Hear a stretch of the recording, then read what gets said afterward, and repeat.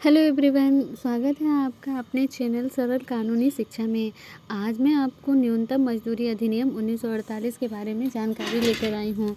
ये जानकारी मैं आपको इसलिए दे रही हूँ क्योंकि आजकल ज़्यादातर लोग मजदूरी के अंदर ही काम करते हैं और उनकी मजदूरी बहुत ही कम दी जाती है। और साथ ही ऐसा होता है कहीं-कहीं मालिकों के द्वारा मजदूरी नहीं दी जाती है, कम देकर उनको फुसलाया जाता है और अशिक्षित तथा अशिक्षित होने के कारण वो ज़्यादातर इन सब चीज़ों के बारे में जानकारी नहीं जा पाते। और साथ ही ऐसा होता है कि शिक्षित तो हैं वो, लेकिन कोर्ट कचहरी इन सब के झंझटों में पड़ना नहीं चाहते, परंतु कुछ जानकारी, कुछ बेसिक ज्ञान जो हम रख सकते हैं और बोल सकते हैं, मात्र कहीं पर कुछ शब्दों का बोलना, अपने ज्ञान को ज़ाहिर करना, ये सारी चीज़ें ही हमारे शोषण को कम करती है। हमारा ज़्यादातर शिक्षित होना, ज़्यादातर असहाय अनपढ़ लोगों के साथ ही ये सब चीज़ें होता है, लेकिन आजकल शिक्षित वर्ग के साथ भी होता है, क्योंकि कोई कोर्ट कचहरी की झंझट में फंसना नहीं चाहता। लेकिन अगर तुम्हारे पास जानकारी है, उन जानकारियों को सही समय पर बोल देंगी तो उससे आप बच सकते हैं। इसी के ज़रिए मैं आज ये लेके आई हूँ न्यूनतम मजदूरी अधिनियम 1948। अगर आपको मेरे वीडियो पूरी पसंद आ रही है तो प्लीज़ मेरे वीडियो पर लास्ट तक बने रहें, तभी आपको पूरी जानकारी मिल पाएगी। और मेरे चैनल को लाइक और सब्सक्राइब करना ना भूलें, ताकि आने वाली आगे जितनी भी वीडियो हैं वो आप तक आसानी से पहुँच सके। अब आते हैं मजदूरी अधिनियम 1948। अधिनियम के अंतर्गत परिभाषाएं। मजदूरी।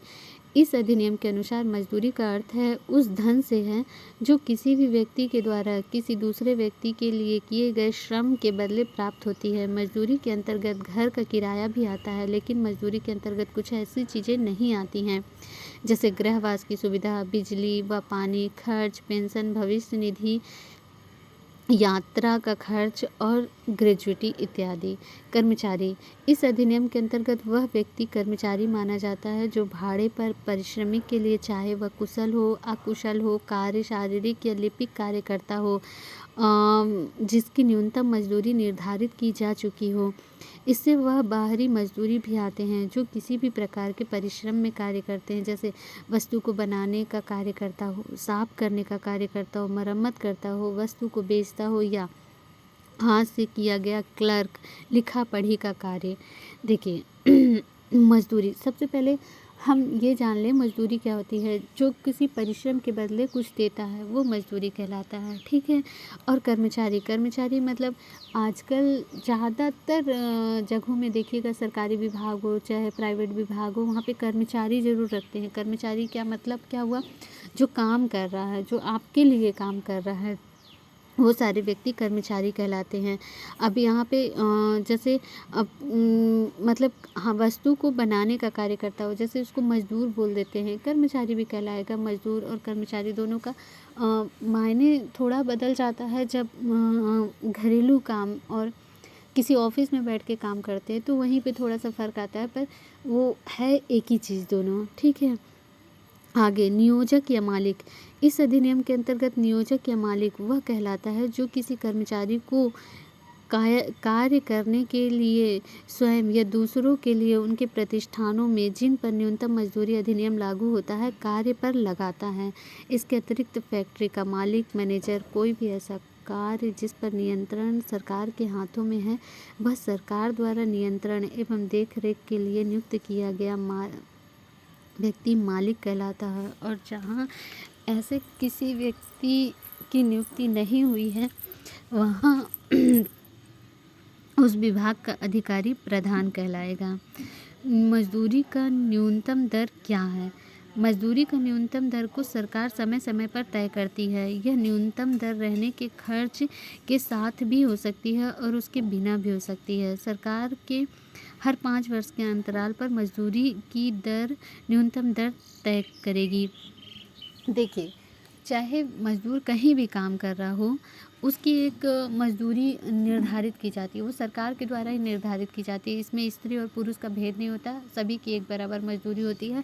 समय होता है सिर्फ़ काम के घंटों का, कि हम 8 घंटा काम करा रहे, 6 घंटा काम करा रहे, 4 घंटा काम करा रहे, उस हिसाब से मज़दूरी दर निर्धारित की जाती है और यह सरकार द्वारा निर्धारित की जाती है। इसके साथ जिला के कलेक्टर के द्वारा भी हर जिले वाइज़ अलग-अलग मज़दूरी होती है। जहाँ जैसा काम पड़ता है, जैसे मान लीजिए छत्तीसगढ़ में कई ज़िले हैं या मध्य प्रदेश में कई ज़िले हैं, वहाँ पे कई कई ज़िलों का रहन-सहन, रहवाइस अलग होता है। कहीं बहुत ही पॉपुलर ज़िला होता है, मतलब बहुत विख्यात ज़िला होता है, वहाँ हर चीज़ की कमी नहीं होती और कहीं बहुत ही शोषित ज़िला होता है, जहाँ विकास नहीं हुआ रहता।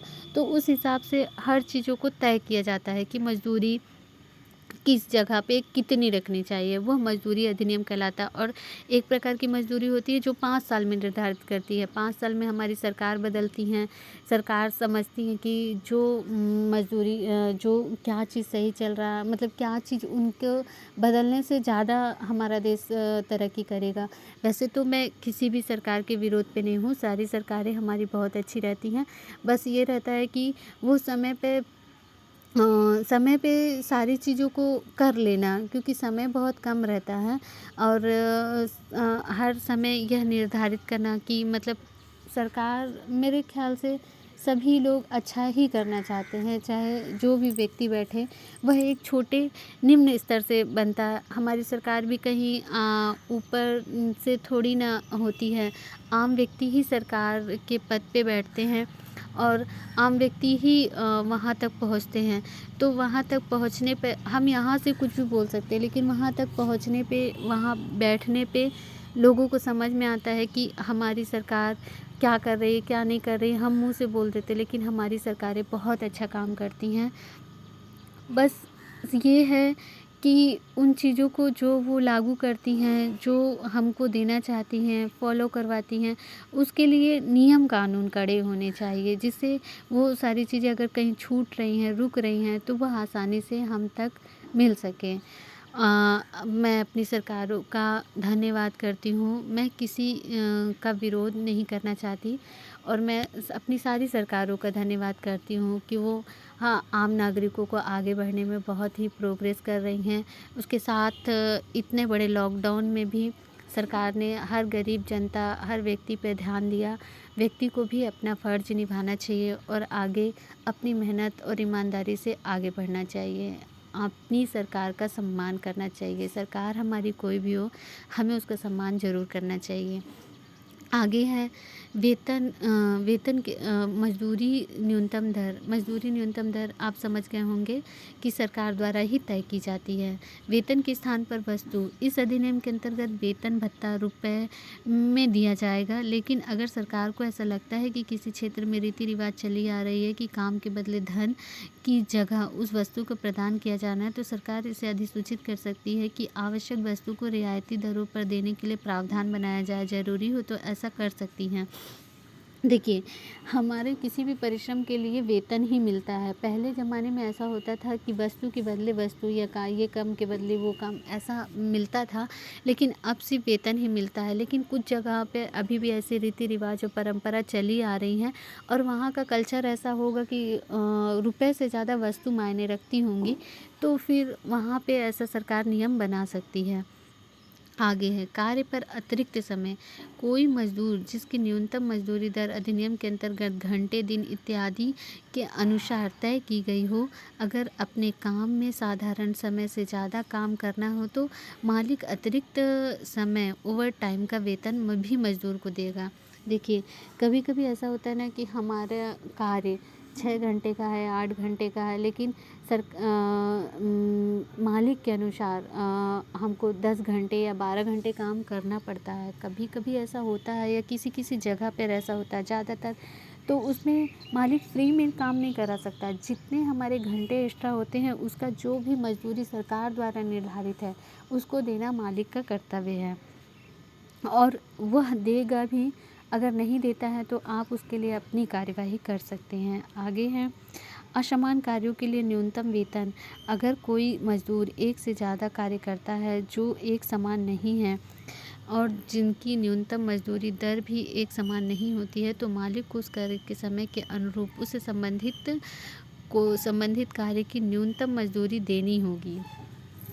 कभी कभी कहीं कहीं ऐसा होता है कि एक से ज़्यादा काम कराया जाता है, जैसे जिस काम के लिए व्यक्ति को निर्धारित किया गया है कि आपको यह काम करना है, तो उसके लिए जो भी पैसे निर्धारित किए गए हैं कि इस काम के लिए इतना ही पैसा आपको दिया जाएगा, तो वही दिया जाएगा, उससे कम नहीं। लेकिन दूसरा काम कराया जा रहा है तो उसे दिया जाएगा। मान लीजिए आपके घर में कोई लिपाई पुताई वाला काम व्यक्ति लगा है, लेकिन उससे आप अपना लिखाई पढ़ाई का भी काम करवाना चाहते हैं, तो 2 घंटे आप कह रहे हैं कि यहाँ लिखना है, पढ़ना है, और मान लीजिए जैसे मुंशी का काम करना है इस टाइप का, तो वो उसका अलग काम आ गया, उसके लिए आपको अलग पेमेंट उसको देनी होगी।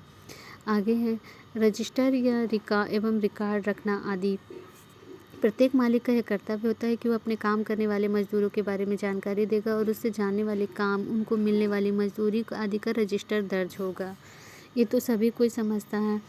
निरीक्षक, सरकार न्यूनतम मजदूरी अधिनियम के अंतर्गत निरीक्षक नियुक्त कर सकती है और उसके कार्य करने के अधिकार, सीमाओं, शक्तियों, सीमाओं को भी निश्चित कर सकती है। निरीक्षक किसी भी स्थान पर जहां मजदूर काम करते हों वहां निरीक्षण कर सकता है, किसी भी रिकॉर्ड को जब्त कर सकता है और उस रिकॉर्ड की छाया प्रति। निरीक्षक इस बात की भी जानकारी ले सकता है कि मजदूरी की न्यूनतम दर क्या है। निरीक्षक, देखिए सरकार द्वारा कानून बनाया गया है, तो सरकार द्वारा यह अधिकार भी बनता है ना कि समय समय पर चेक करते रहना कि सामने वाले व्यक्ति को न्यूनतम मजदूरी अधिनियम दी जा रही है कि नहीं दी जा रही है। अगर नहीं दी जा रही है तो वो उसके खिलाफ कार्यवाही भी कर सकता है कि समय के रहते जो सरकार ने निर्धारित किया है वो मजदूरी उसे मिलनी चाहिए या नहीं मिलनी चाहिए, या किसकी जिम्मेदारी है, क्यों नहीं मिल रही है, ये सारी जानकारी उस पे होनी चाहिए।